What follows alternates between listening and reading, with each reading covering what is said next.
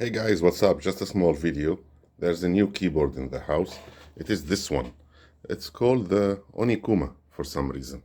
I don't know what it is, Onikuma. But it's a nice little keyboard. It's also a 60% mechanical one.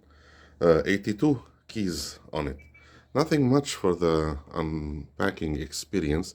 And I just wanted to tell you something very important. Just 1 second. It is the blue switches, not the red. The red is the one upstairs.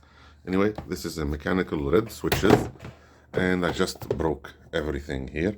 Anyway, here it is. It's really nice. I like the touches, like the name over here, the space button, the enter button, yes, graffiti, whatever, and also the X button. It's also RGB, and finally, this one is USB power. This is not wireless. The USB over here is detachable.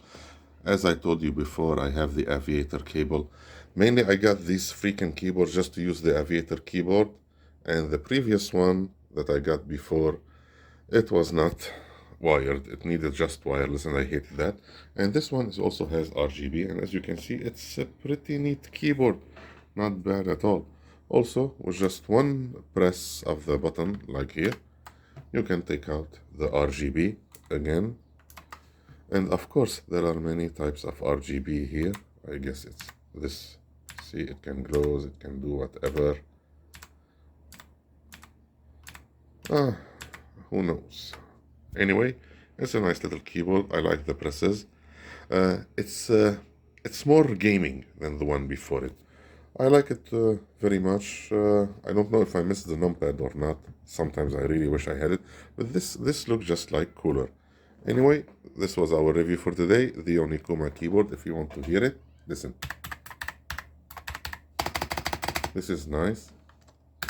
This is nice. This is nice.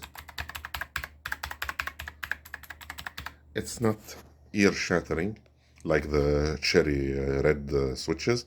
I think the blue is somewhere in the middle. So it's pretty cool. Anyway, this was our review for the keyboard of the day. Anyway, hope we live long to buy another keyboard also. So take care, and I'll catch you all later.